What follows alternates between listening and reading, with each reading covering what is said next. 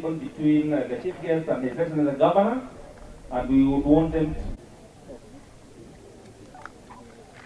And the transition plan has been prepared by the county. It's a joint effort between Kenya Forest Service and the county government of Nyandarua. His Excellency the Governor is already.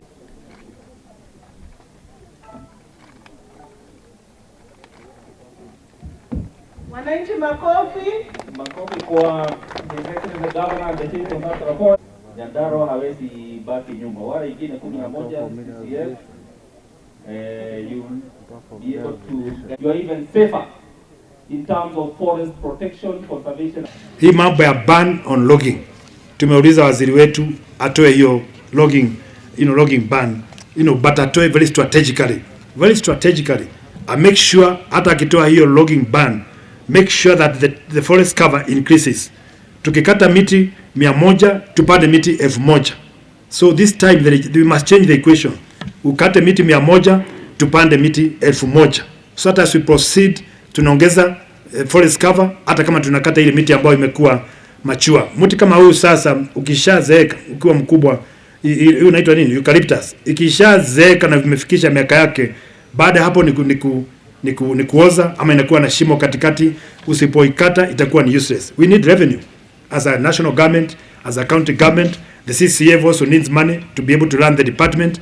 We need money to also manage. Wakikata misitu, wakati wanatembea kwa misitu yetu kukata misitu, barabara zinaharibika. They need some of the money, wanasaidie kujenga hizo barabara ambazo zinaharibiwa na malori wakati wana harvest miti yetu. Na pia I know we are going to also work out ya kwamba wakati miti inakatwa, governor anajua, CCF anajua, county commander wa forest anajua, county commissioner anajua, serikali yote inajua, then miti inakatwa kama ni 100 inakatwa 100. Ikikata hiyo 100 ipandwe 1000. Nchi yetu itaendelea vizuri. Zile towns ambazo zimeisha kama Magumu, ukiangalia Magumu town hapa Nyandarua County, uangalie pale North Kinangop, uangalie pale area kama Moro, kule Bagon, towns ambazo zilikuwa zimekuzwa na forest. Hizo towns zimeendelea kuisha sasa. Lakini tukirudisha hiyo mambo ya organized strategic logging and replanting vile nasema 100 pande 1000, 10 times hiyo ambazo umekata, nchi yetu itaendelea mbele, vijana wetu watapata kazi. Sasa hii niko na shida ya vijana, mahali kulikuwa na kunakatwa miti na somi zimefungwa. Hao vijana wako na shida kubwa sana. Wamerudi wengine kwa pombe, wengine hawana kazi, wengine wanakaa tu namna hiyo, disillusionment. Ningependa tu kuuliza national government kwa heshima vile tulifanya pale Naivasha na magavana wengine, tutoe hiyo logging but in a very strategic way, and is a very fast way, na tuone kwamba tukikata tunapanda vile mlikuwa mnafanya hapo awali. Hiyo ni mzuri wa wananchi wetu, sio ni kitu mzuri, lakini but to just ban totally, it will not help the government, it will not help the environment, haitasaidia anybody. We also need the national government and the county governments, we need money to run the forest and to plant more trees ambazo ziko katika county yetu. Kitu kingine ambacho ningependa kuwatangazia wananchi wetu, nimeambia muende mahali bidding, ile kubid katika computer, ile digital bidding ya wale ambao watakubaliwa kukata miti tayari inaendelea na karibu ifungwe. Na mimi najua wananchi wetu wa Nyandarua wengine hawajui. So nimeambia waziri wa Njiro na pia conservator wetu wa county, mwende muelimishe wananchi wetu ambao wako na Bwana Madhu. I know you have interest in hii mambo.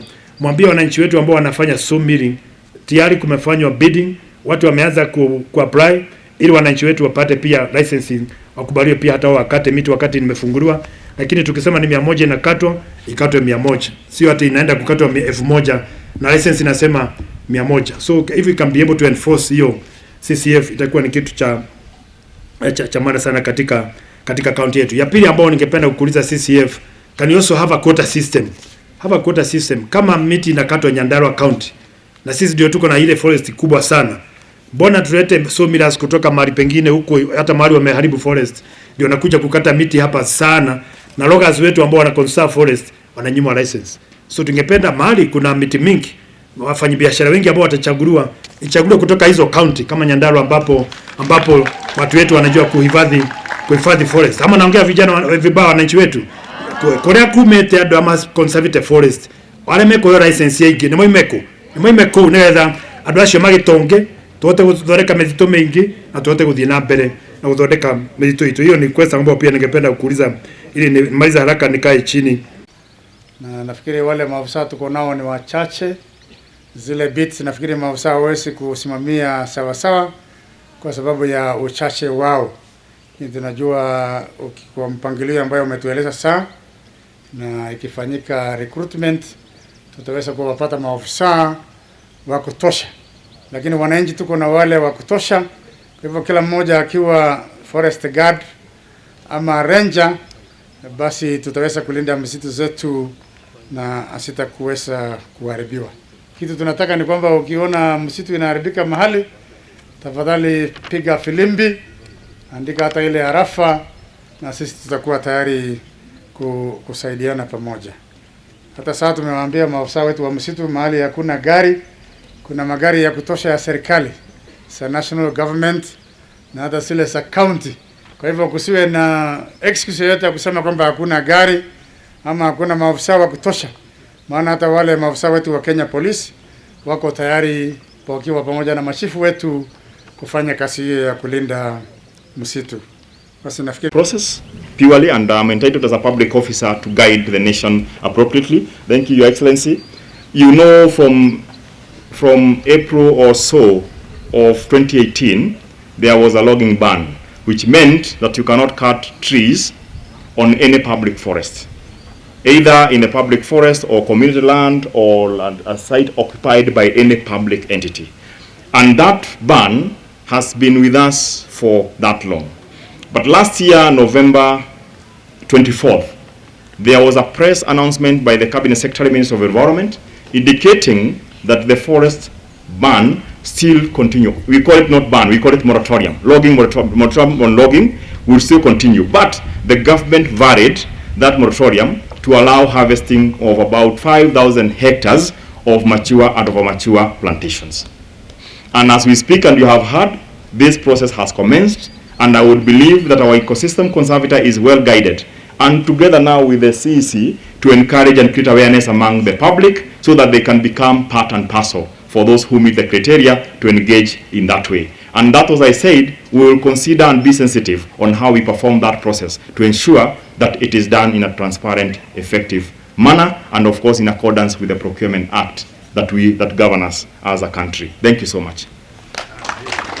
I also want to say that we have seen several registered groups that are concerned with the conservation of the Lake Olobolosat, which is a unique lake. And I would want to say, as Kenya Forest Service, on the part of the catchment area, which is the Muruai and Kerema, and which is highly degraded, and which also we have had some attempts for people to think they can encroach on this public forest, we are giving a very stern warning. We are not going to allow at any one time any public forest land to be privatized or to be assumed to be of private gain. And therefore, any person who is in the territory of the public forests has to vacate unconditionally, and we will follow up and ensure that this happens.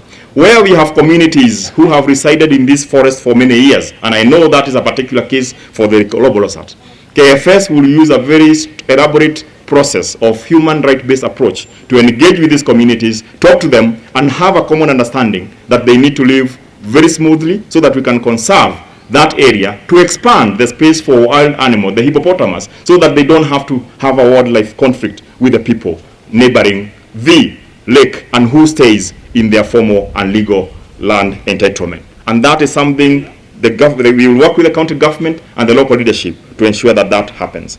I also have heard that there were attempts, Your Excellency the Governor, for people to think that they can occupy a space of the green spaces in Nyandarua and also in the Nyayo or the Presidential Park. This will not happen, and we work together to ensure that people respect the integrity of the boundaries of community and public land. That has to happen. There are no compromises. There are no two ways.